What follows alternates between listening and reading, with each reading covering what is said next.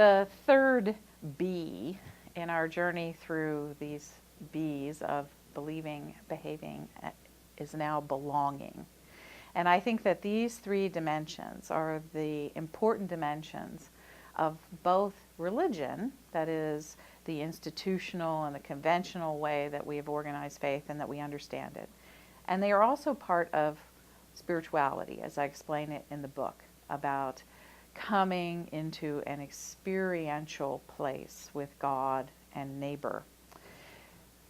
People often say to me, when I talk about the change from religion to spirituality, that they are nervous about this change because they think that religion is about community and spirituality is about individualism. And I even have a slideshow where when I have the word religion on the slide of the PowerPoint, there's a picture of a church, and it has pews and all the things that you associate with a group of people in a building. And then I get to the spirituality slide, and it's a guy who's up on a hill with his arms up in the air, and he's looking out towards the sunset, and he's all by himself. And that's sort of the cultural impression, but it really is a misunderstanding of these two words. When I think about this idea of belonging as an important dimension of faith life in North America, I think about the flip side of that immediately, and that is individualism. Individualism is both a strength of the United States. It's a strength because it frees up many people who would not have the ability to follow their happiness and their loves and their passions and talents to do that. But we all know that individualism has also been kind of the dark side of American culture, where we get isolated from one another, we think ourselves better than our neighbors, and that kind of erosion of community that can occur when individualism becomes too pronounced in any community. So the way this works in terms of my argument is that I don't think that individualism is just part of spirituality. Individualism is an American sort of problem across the board.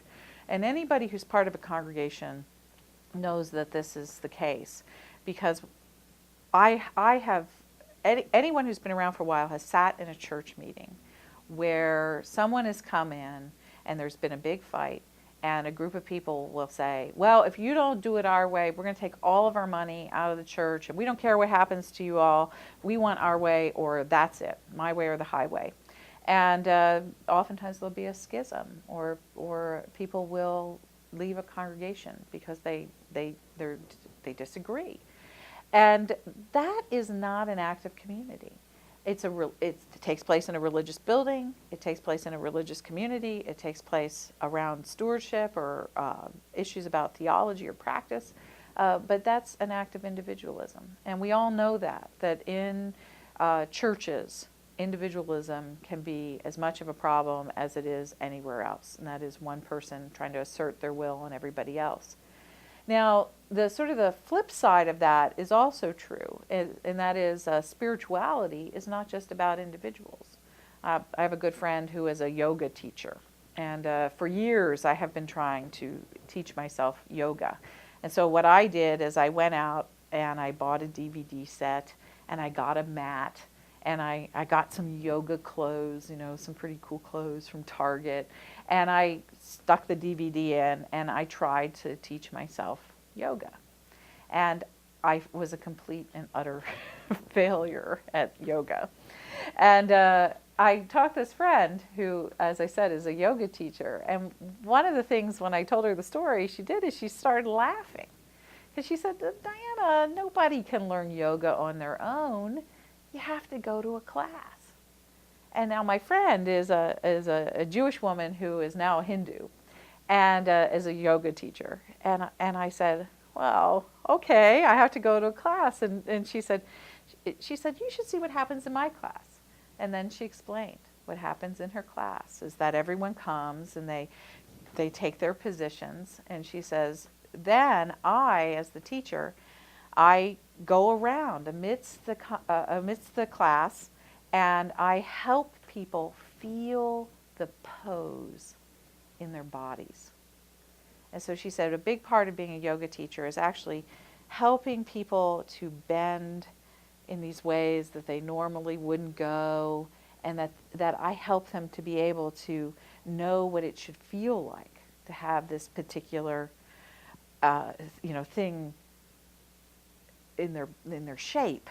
And so she's telling me all this, and she said, and not only do I do that, but the class themselves, while everyone's on their mats, you can just sort of look at the person who's next to you and realize that your shape doesn't quite match their shape. And so you can kind of self-correct. And she says it's much easier doing this, looking at these people, than it is to try to watch a DVD and get the pose. And so she's explaining this.